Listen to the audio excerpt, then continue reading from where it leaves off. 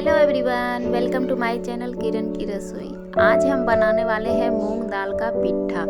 बहुत ही टेस्टी, बहुत ही यम्मी। जो चना दाल नहीं खाते हैं वो मूंग दाल का पिट्ठा खाइए। तो चलिए इसको बनाना हम शुरू करते हैं। ये 1 कप हमने मूंग दाल लिया है।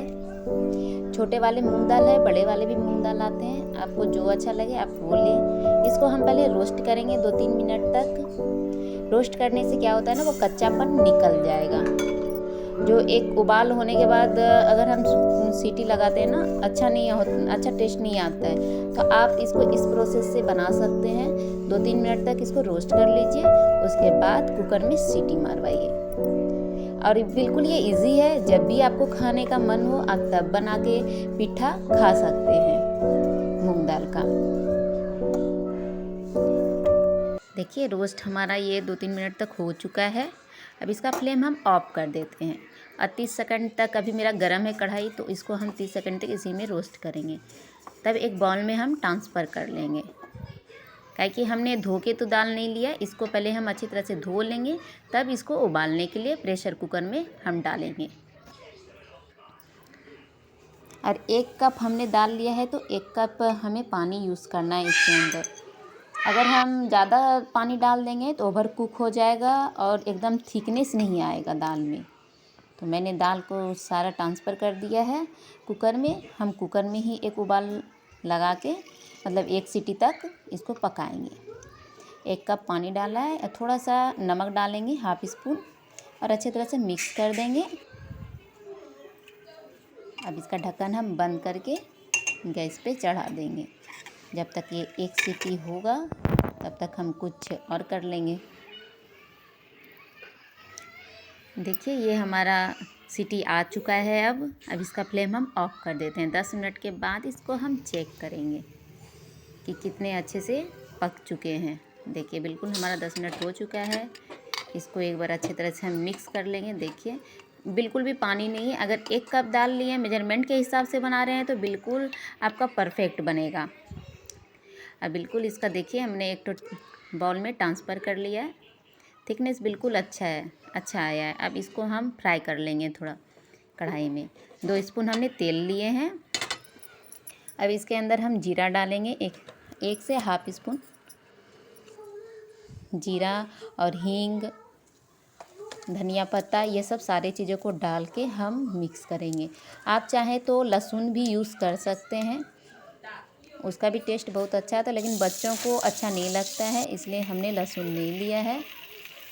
इन सारी चीज़ों को देके हम मिक्स कर लेते हैं। धनिया पत्ता को भी रोस्ट करना इसलिए ज़रूरी है ना, उसका भी जो कच्चापन होता है वो भी निकल जाएगा, जो बच्चे को पता भी नहीं चलेगा और टेस्टी भी लगेगा उनको।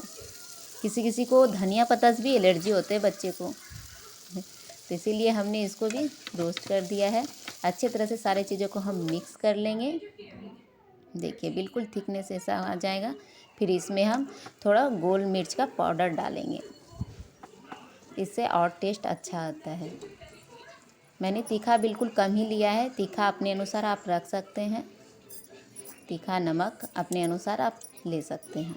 देखिए बिल्कुल हमारा ये अब रेडी हो चुका है। अच्छे तरह से इसे मिक्स कर लेंगे, तब इसको एक बाउल में हम ट्रांसफ़र कर लेंगे। ठंडा हो जाएगा। हमने अब ये हमारा फिलिंग तैयार है। अब चलते हैं हम आटा की तरफ।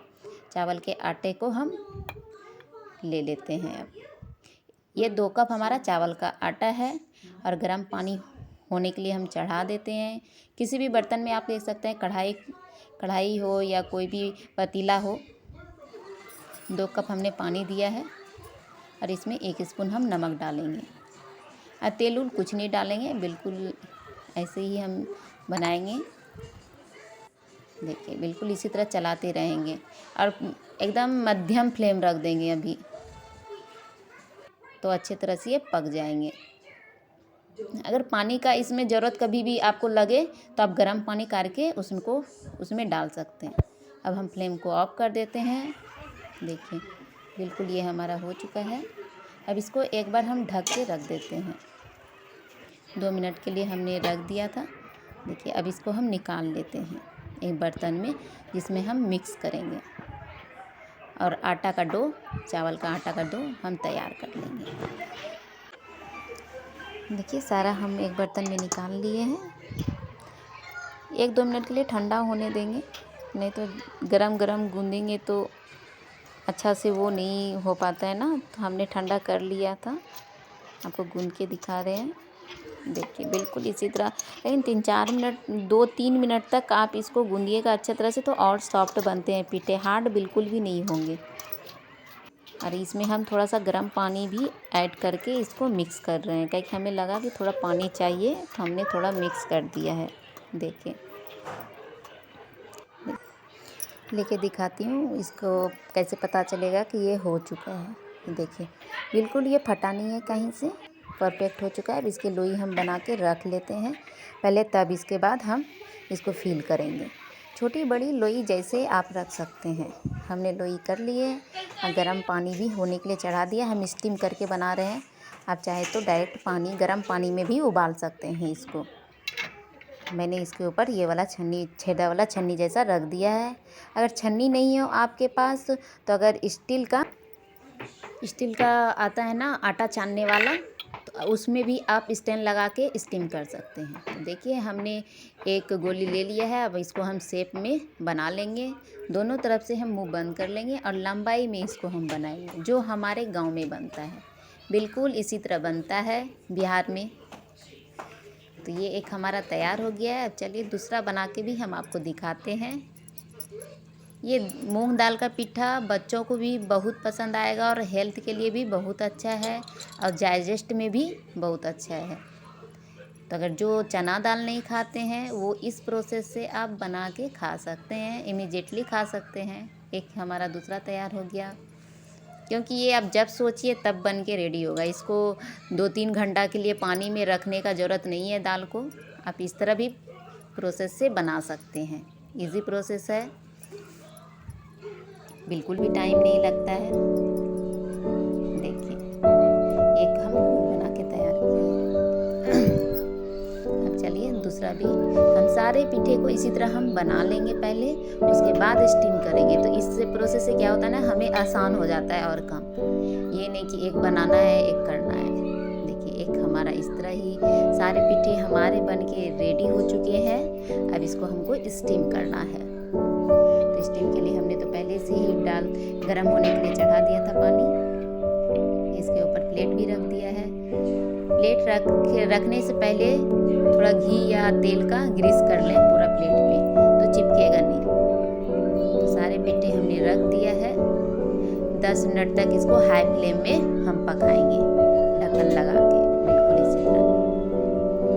तो हमारे 10 मिनट हो चुके हैं। अब हटा के हम देख लेते हैं। देखिए कितना सुंदर लग रहा है देखने में, स्टीम हो चुका है बिल्कुल भी। अब इसका प्लेट हम नीचे कर लेते हैं। पिट्ठा हमारा रेडी है। अब सर्व करने के लिए एक किसी में हम प्लेट में या तो पहले किसी चीज़ में निकाल लेते हैं। हमने निकाल लिया है सर्विंग बाउल में। अगर हमारी रेसिपी आप सबको अच्छी लगे तो लाइक और शेयर और सब्सक्राइब करना मत भूलें। ओके बाय, मिलते हैं नेक्स्ट वीडियो में।